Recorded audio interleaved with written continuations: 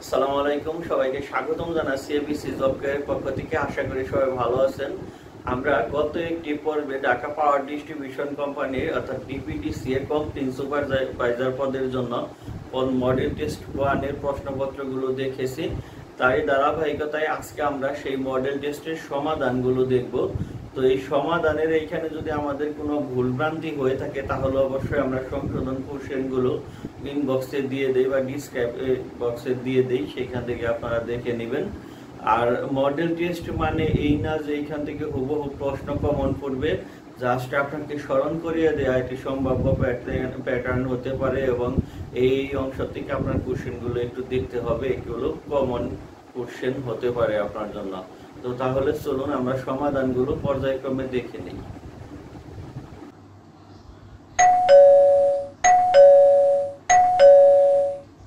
Dhaka power distribution company limited DPDC এর complain supervisor requirement exam 2021 সম্ভাব্য venue IBA mist অথবা BUET model test 1 এর solution আজকে আমরা দেখব। এর জন্য সময় নির্ধারণ করা ছিল 60 মিনিট, পূর্ণমান 100।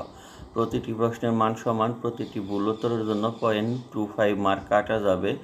আমরা ব্যাখ্যা সহ সমাধানগুলো দেখি। যে প্রথম প্রশ্নটি ছিল, গৌণকুণ্ডলীতে পাক সংখ্যা দ্বিগুণ করা হলে গৌণকুণ্ডলীতে তড়িৎ প্রবাহ কত হবে, অর্থাৎ সেকেন্ডারিতে আমরা জানি যে এই কারেন্টের সাথে পাক সংখ্যার উল্টানুপাতিক সম্পর্ক এসি সার্কিটে, অর্থাৎ পাক সংখ্যা যদি কমে তাহলে কারেন্ট বাড়বে, পাক সংখ্যা বাড়লে কারেন্ট কমবে। যেহেতু পাক সংখ্যার সাথে ভোল্টেজের সমানুপাতিক, যেহেতু ভোল্টেজের সাথে কারেন্টের উল্টানুপাতিক, সেহেতু এই পাক সংখ্যার সাথে বা টার্নের সাথে কারেন্টের উল্টানুপাতিক সম্পর্ক, অর্থাৎ আইএস ইকুয়াল টু 1/ns। অর্থাৎ আইএস 1/ns প্লাসের 1/ns আমরা একত্রে করে নিয়েছি।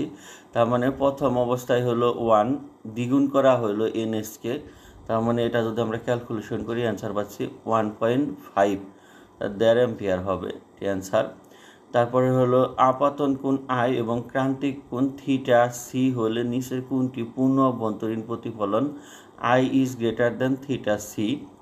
দুইটি আধানের মধ্যবর্তী দূরত্ব দ্বিগুণ করা হলে এদের মধ্যবর্তী বলের মান হবে 1/4। আর রোধ বিশিষ্ট কোনো পরিবাহকের প্রস্থচ্ছেদের ক্ষেত্রফল 3 গুণ করা হলে পরবর্তীত রোধ কত হবে, r/3। কোনটি মৌলিক রাশি, এখানে বর হলো মৌলিক রাশি। আমরা জানি 7টি মৌলিক রাশি আছে, তার মধ্যে বর একটি মৌলিক রাশি। তারপরে 6 নম্বর প্রশ্ন, বায়ুর সাপেক্ষে কোনো মাধ্যমের ক্রান্তিক কোণ 45 ডিগ্রি হলে ওই মাধ্যমের প্রতিসরাঙ্ক হবে √2। বিম্বের প্রকৃতি কীরূপ হয়, অসৎ এবং সোজা। রৈখিক বিবর্ধন এম এর মান কীরূপ হবে, এম ইজ গ্রেটার দ্যান 1, অর্থাৎ 1 এর চেয়ে সবসময় বড় হবে। কোনটি এন টাইপ অর্ধপরিবাহীতে বেজাল হিসাবে মেশানো হয়, অ্যান্টিমনি একটি বেজাল হিসাবে কাজ করে আর কি, সেমিকন্ডাক্টরে মিশ্রিত করা হয়। 50 ওয়াটের একটি ভাল্ব কত ঘন্টা জ্বললে 1 ইউনিট বিদ্যুৎ খরচ হবে। আমরা জানি 1 ইউনিট বা কিলোওয়াট আওয়ার সমান 1000 ওয়াট আওয়ার, মানে কিলোওয়াটে আমরা 1000 নিয়ে আসলাম, অর্থাৎ 1000 ওয়াট মানে 1000 ইউনিট ইকুয়াল টু আমরা বলতে পারি 50 ইন্টু যে ওয়াট ইন্টু হলো সময়। তার মানে আমরা যদি 50 দ্বারা ভাগ করি আমরা সহজেই সময় পেয়ে যাচ্ছি 20 ঘন্টা। অর্থাৎ এই 20 ঘন্টা যদি 50 ওয়াট বাল্ব জ্বলে তাহলে আমরা পাবো 1 ইউনিট বিদ্যুৎ আর কি, বা 1 ইউনিট বিদ্যুৎ খরচ হবে তখন। অ্যান্সার 20 ঘন্টা হবে। তারপরে আছে রেডিয়াম ধাতু তেজস্ক্রিয়তার ফলে কোন ধাতুতে পরিণত হয়, সীসা।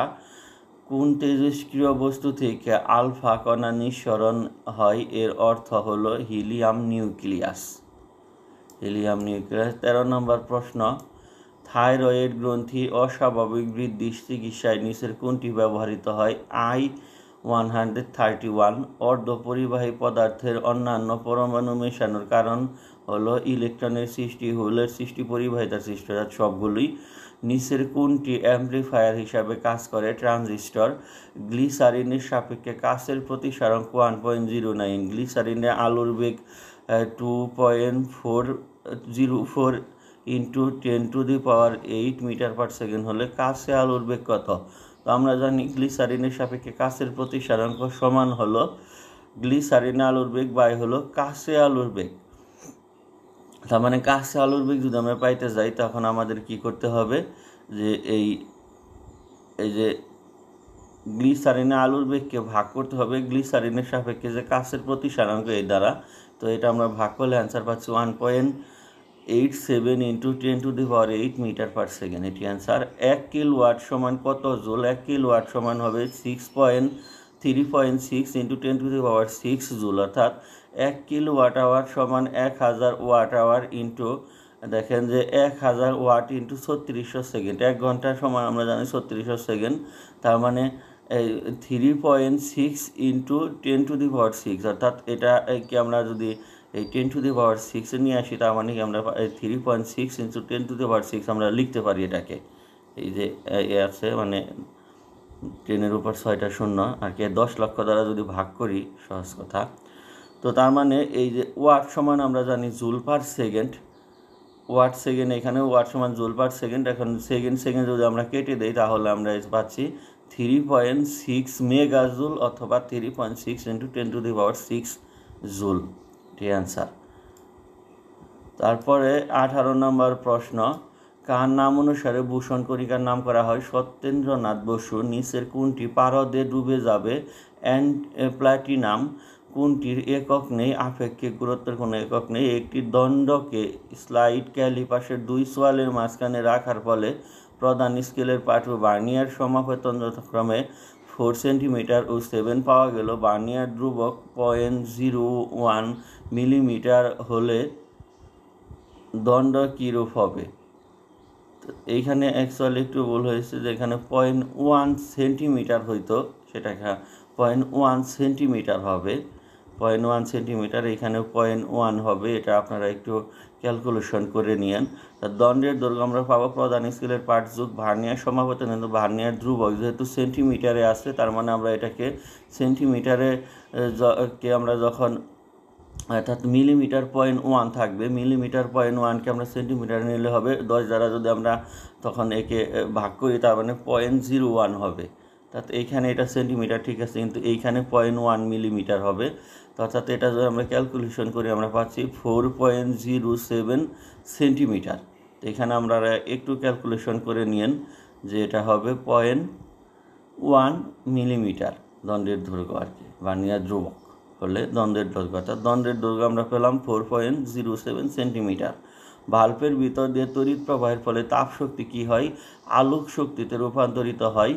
তারপরে আছে 23 নম্বর প্রশ্ন, সীসার আপেক্ষিক তাপ 130 joule per kg per kelvin হলে 4 কেজি সীসার তাপমাত্রা কত 20 ডিগ্রি সেন্টিগ্রেড বাড়াতে কত তাপের প্রয়োজন? অর্থাৎ তাপের প্রয়োজন হবে, সবগুলোই গুণ করতে হবে, যে আপেক্ষিক তাপ, সীসার তাপমাত্রা এবং সীসার যে ওজন আছে সবগুলো গুণ করলে আমরা পাচ্ছি কত 10,400 জুল, এটি অ্যান্সার।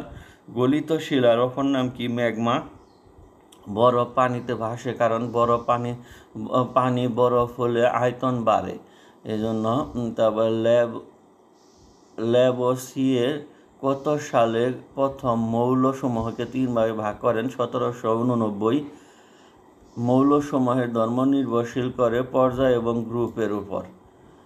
28 নম্বর প্রশ্ন, ক্যালসিয়াম কোন মৌলের ইলেকট্রন বিন্যাস অর্জনে আগ্রহী? আর্গন। তারপরে আছে তড়িৎ সমযোজী যৌগের অপর নাম কি? আয়নিক যৌগ। দ্বিপরমাণবিক গ্যাস নয় ফসফরাস। প্রমাণ অবস্থায় 44 গ্রাম। কার্বন ডাইঅক্সাইডের আয়তন 22.4 লিটার। সালফিউরিক অ্যাসিড অক্সিজেনের শতকরা সংযুক্তি 65.31%।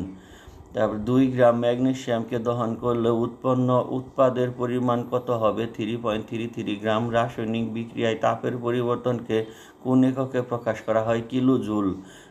নিচের কোনটি খনিজ জ্বালানি? এটা হলো প্রাকৃতিক গ্যাস। প্রাকৃতিক গ্যাস একটি খনিজ জ্বালানি। পানিতে বিউডি এর মান বেশি হলে কি হয়? দূষিত হয়। সাদা মাটির পাহাড় বলা হয় কোথায় অবস্থিত? বিজয়পুর। ভূত্বকের অ্যালুমিনিয়ামের শতকরা হার হলো 8%।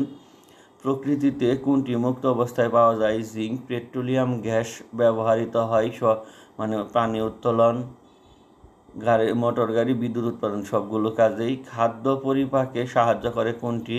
এটা কার্বনিক অ্যাসিড আর কি, hydrocarbonate H2CO3। 2 millimetre semimolar sodium carbonate দ্রবণ তৈরি করতে কত গ্রাম দ্রবণ প্রয়োজন? 10.6 গ্রাম। ক্ষারকীয় ফ্লাক্স কোনটি? Calcium oxide CaO। 44 নম্বর প্রশ্ন হলো যে বৈজ্ঞানিক পদ্ধতিতে লোহার উপর জিঙ্ক ও টিনের প্রলেপ দেওয়াকে বলা হয় গ্যালভানাইজিং। 24 ক্যারেট স্বর্ণে থাকে 100% স্বর্ণ। কোনটি জীবাশ্ম জ্বালানি নয়? কাঠ, কারণ কাঠকে পুড়ালে আমরা কয়লা পাই, কাঠ একবারে শেষ হয়ে যায় না, কিন্তু খনিজ তেল, প্রাকৃতিক গ্যাস এবং কয়লা এগুলো পুড়ালে আর কিছুই থাকে না। এটা একটু আইকিউ টাইপ কোশ্চেন, এটা অ্যান্সার হবে কাঠ। কয়লার বর্ণ কিরূপ হয়? কালো। অপরিশোধিত তেলকে ব্যবহার উপযোগী করার জন্য নিচের কোন পদ্ধতি ব্যবহার করা হয়? আংশিক পাতন। নিচের কোনটি যৌগের দ্বিবন্ধন আছে? এটা হলো ইথেন, C2H4 ইথেন। তারপরে আছে অ্যালকিন শ্রেণীর ক্ষুদ্রতম ও সরল সদস্য কোনটি? ইথিন। দাঁতের ব্রাশ তৈরিতে ব্যবহৃত হয় কোনটি? নাইলন। খাদ্যদ্রব্য সংরক্ষণের জন্য নিচের কোনটি ব্যবহার করা হয়? ভিনেগার।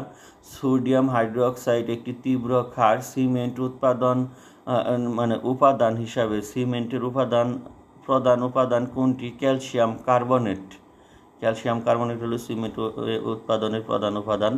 সালফিউরিক অ্যাসিডে এসের শতকরা সংযুক্তি 32.65%। 1 এবং 7 পারমাণবিক সংখ্যা বিশিষ্ট দুইটি মৌল পরস্পরের সাথে যুক্ত হয়ে এ নামক যৌগ গঠন করে। এই যৌগটির জলীয় দ্রবণের pH এর মান হবে 7 থেকে 11 পর্যন্ত। 57 নম্বর প্রশ্ন, ক্যালসিয়াম কার্বাইডে পানি যোগ করলে কোন গ্যাস উৎপন্ন হয়? এটা হলো C2H2 ইথেন গ্যাস মেবি। তারপর আছে সাবানের, এই গ্যাসটা আপনারা একটু দেখে নিয়ে, নামটা আমি সঠিক বলতে পারতেছি না, ইউটিউবে গুগলে সার্চ করে। সাবানের সংকেত হলো এখানে সোডিয়াম স্টিয়ারেট এবং পটাশিয়াম স্টিয়ারেট, অর্থাৎ ক এবং খ দুইটি সাবানের সংকেত। অর্থাৎ সাবান হলো উচ্চতর ফ্যাটি অ্যাসিডের সোডিয়াম এবং পটাশিয়াম লবণ, যার সংকেত RCOONA অর্থাৎ এবং RCOK অর্থাৎ সোডিয়াম এবং পটাশিয়াম। আর হলো অ্যালকালিমূলক। পরবর্তীতে সাবানকে ঘন করতে এর মাঝে লবণ যোগ করা হয়, অর্থাৎ এই যে সোডিয়াম স্টিয়ারেট এবং পটাশিয়াম স্টিয়ারেট যে ফ্যাটি অ্যাসিডের যে লবণ, এই দুটি সাবান। ডিজেল অণুতে কার্বন সংখ্যা কত? 17 থেকে 20। নিচের কোনটি কপার পাইরাইটস এর সংকেত? এটা হলো কপার পাইরাইট, CuFeS2। ভূত্বকে আয়রনের পরিমাণ কত? 5%। মানুষের ত্বকের pH হলো 4.5 থেকে 5.5। ঠিক। ড্রাই সেলে নিচের কোনটির জারণ ঘটে? জিঙ্ক।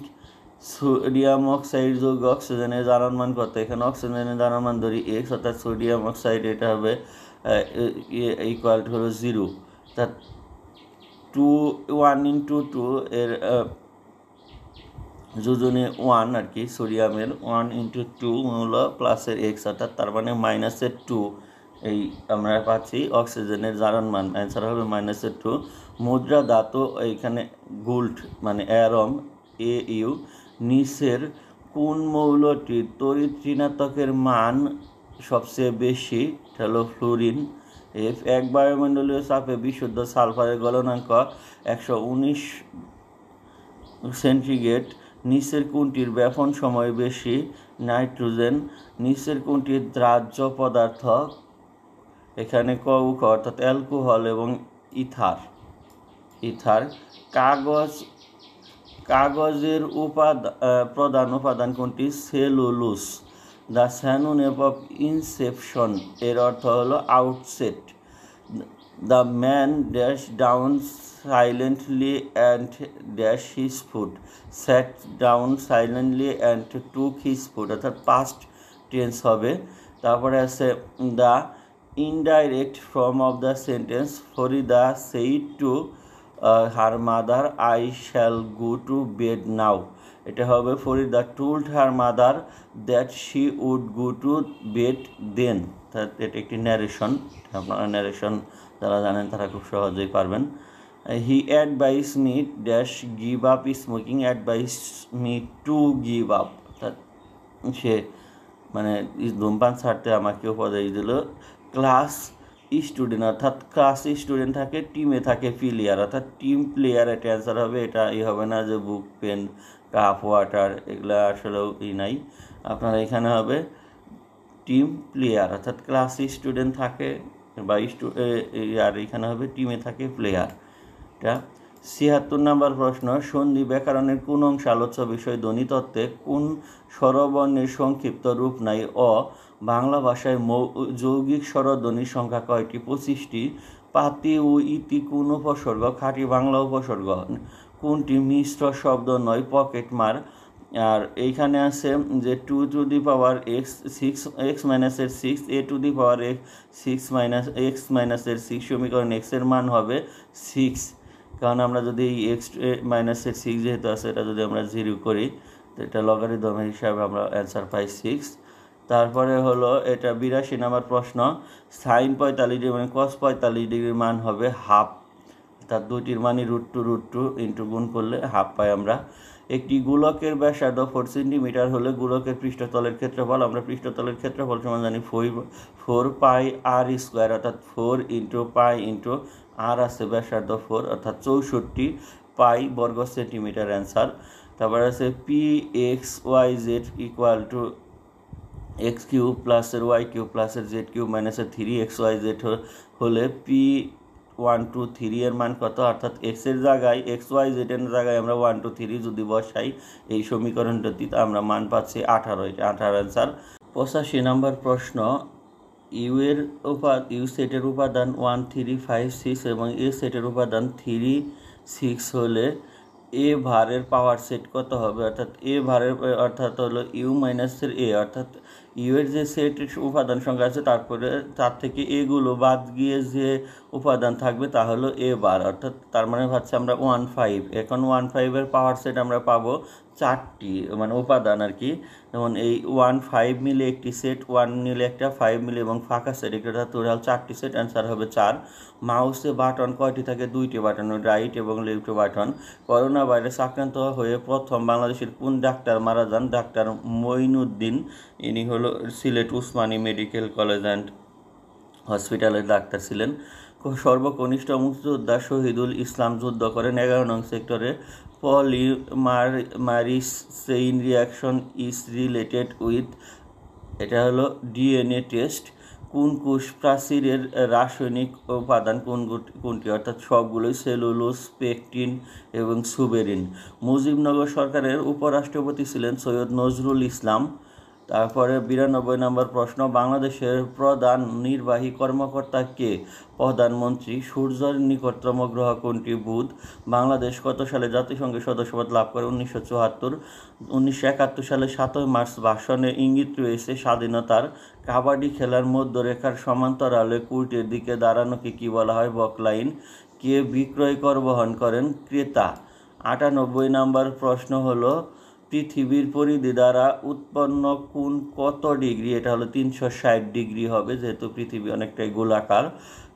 তারপরে আছে বাংলাদেশের নদীপথে কোন দেশকে ট্রানজিট দেওয়া হয়েছে? ভারতকে। সূর্যকে কেন্দ্র করে গ্রহগুলো ঘুরছে অথচ কক্ষপথ থেকে বিচ্যুতি হয় না, কারণ হলো মধ্যাকর্ষণ। এই টোটাল 100টি প্রশ্নের সমাধান আমরা দেখলাম। যদি কোথাও ভুল হয়ে থাকে তাহলে অবশ্যই কমেন্টস বক্সে আপনারা জানাবেন। তো আজকের মতো এখানে বিদায় নিচ্ছি, সবাই ভালো থাকেন, আল্লাহ হাফেজ।